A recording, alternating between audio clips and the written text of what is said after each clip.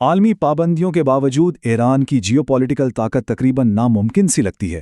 سوچنے کی بات یہ ہے کہ ایک طرف تو اس کی معیشت کو جیسے مکمل طور پر روک دیا گیا ہے، لیکن دوسری طرف وہ عالمی سطح پر اپنی طاقت کا مظاہرہ بھی کر رہا ہے۔ اس کے پیچھے ایک راز ہے، ایک ایسا خفیہ مالیاتی نظام جو دنیا کی نظروں سے بالکل اوجھل کام کر رہا ہے۔ تو آئیے اس معاملے کی گہرائی میں چلتے ہیں۔ یہی اس پورے تجزیے کا مرکزی سوال ہے۔ جب کسی ملک کو عالمی مالیاتی نظام سے کاٹ دیا جائے، جب اس کے بینکنگ کے سارے راستے بند ہو جائیں، تو وہ اپنی معیشت، اپنے میزائل پروگرام اور اپنے پراکسی گروپس کو فنڈز کیسے فراہم کرتا ہے؟ اور یہیں پر کہانی ایک بہت ہی غیر متوقع موڑ لیتی ہے۔ یہ روایتی اسمگلنگ یا خفیہ معاہدوں کے بارے میں نہیں ہے، اس کا تعلق ٹیکنالوجی سے ہے، ایک ایسے ڈیجیٹل حل سے جس نے ایران کے لیے پورا کھیل ہی بدل کر رکھ دیا۔ اچھا، اس حل کو سمجھنے کے لیے ہمیں پہلے اس مسئلے کی شدت کو سمجھنا ہوگا۔ یہ کوئی ایک رات میں نہیں ہوا تھا، یہ تو ایران کے معیشت کو دنیا سے الگ تھلگ کرنے کی ایک دہائیوں پر پھیلی منظم کوشش تھی۔ اب دیکھیں یہاں وقت کے ساتھ ساتھ دباؤ کیسے بڑھتا گیا۔ اسی کی دہائی میں بڑے اقتصادی راستے بند کیے گئے، پھر 2012 میں آف شور کمپنیوں کے نیٹ ورکس کو بے نقاب کیا گیا، اور پھر 2018 میں آخری ضرب لگائی گئی جب ایران کا پورا بینکنگ نظام ہی ختم کر دیا گیا، یعنی ہر قدم پر شکنجہ مزید کستا چلا گیا۔ لیکن ایران نے یہ سب کچھ خاموشی سے برداشت نہیں کیا، اس نے بھی بہت ہوشیار اور خفیہ طریقوں سے جوابی کارروائی کی۔ یہ عالمی طاقتوں کے خلاف جیسے عقل و دانش کی ایک خفیہ جنگ تھی، جہاں بچنے کا دارومدار اس بات پر تھا کہ مخالف کو کیسے مات دی جائے۔ تو یہ کیا کیسے گیا؟ ایک بہت ہی پیچیدہ نظام بنایا گیا۔ روس اور چین سے پرانے ٹینکر خریدے گئے، ان کے ٹریکنگ سسٹمز بند کر دیے گئے، اور رات کے اندھیرے میں کھلے سمندروں میں تیل کی اسمگلنگ کی گئی، اور پیسوں کا لین دین بھی اتنا ہی خفیہ تھا۔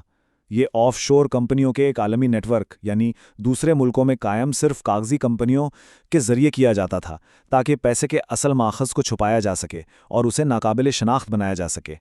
لیکن بلی چوہے کے اس کھیل میں ہر چال کا ایک جوابی اقدام ہوتا ہے۔ آف شور کمپنیاں بے نقاب ہوئیں، سوئفٹ تک رسائی کاٹ دی گئی۔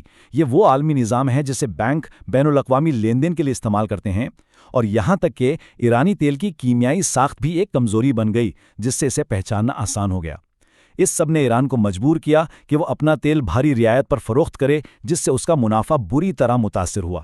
اور یہ ہمیں لے آتا ہے 2018 میں، کہانی کے کلائمیکس پر۔ ایران کے تمام حربے ناکام ہو چکے تھے، اس کی تمام جوابی چالوں کا مقابلہ کیا جا چکا تھا۔ صورتحال بہت مایوس کن لگ رہی تھی۔ یہ آخری ضرب تھی۔ اپنے جوہری پروگرام پر پیچھے ہٹنے سے انکار کے بعد ایران کو عالمی مالیاتی نظام سے مکمل طور پر کاٹ دیا گیا۔ یہ ایک طرح سے معاشی شہامات تھی۔ ماخذ میں استعمال کی گئی یہ تشبیہ ایران کی اس وقت کی صورتحال کی شدت کو بیان کرتی ہے۔ یہ صرف الگ تھلگ ہونا نہیں تھا، یہ بالکل بے بس ہونے جیسا تھا، جہاں بچ نکلنے کا کوئی راستہ نظر نہیں آ رہا تھا۔ لیکن پھر جب سب کچھ ختم ہوتا نظر آ رہا تھا، ایک غیر متوقع حل سامنے آیا، ایک ایسا حل جو عالمی پابندیوں کے نظام کو مکمل طور پر نظر انداز کر سکتا تھا، اور وہ حل تھا کرپٹو کرنسی۔ اس آپریشن کا پیمانہ ناقابل یقین ہے۔ 2018 سے چین کی مدد سے 7 لاکھ سے زیادہ کرپٹو مائننگ مشینیں نصب کی گئیں۔ یہ کوئی چھوٹا موٹا آپریشن نہیں تھا، بلکہ یہ ایک بہت بڑے پیمانے پر ریاستی سطح کا صنعتی منصوبہ تھا جو میزائل سائٹس کی طرح خفیہ طور پر بنایا گیا تھا۔ تو اہم نقطہ یہ ہے کہ کرپٹو کرنسی ایران کے مسئلے کا بہترین حل کیوں تھی؟ دیکھیں، روایتی بینکنگ مرکزی ہوتی ہے، قابل شناخت ہوتی ہے، اور پابندیوں کے ذریعے اسے آسانی سے روکا جا سکتا ہے، جبکہ کرپٹو کرنسی غیر مرکزی، گمنام اور پابندیوں سے مکمل طور پر غیر متاثر ہوتی ہے۔ یہ بالکل تالے کے لیے بنی بہترین ڈیجیٹل چابی کی طرح تھی۔ تو اس بہترین ڈیجیٹل حل نے آخر حاصل کیا کیا؟ اس خفیہ آپریشن نے ایران کی معیشت کی بنیادوں کو ہی بدل کر رکھ دیا۔ اس نے ایک متوازی مالیاتی نظام بنایا، ایک $7.8 بلین کی ڈارک اکانومی جو عالمی ریگولیٹرز کی پہنچ سے بہت دور کام کرتی ہے۔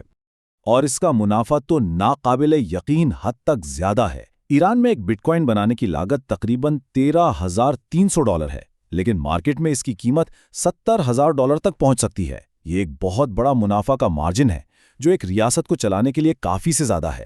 اس نے ایک نئی قسم کی ریاست کو جنگ دیا ہے، کرپٹو سے چلنے والی ریاست۔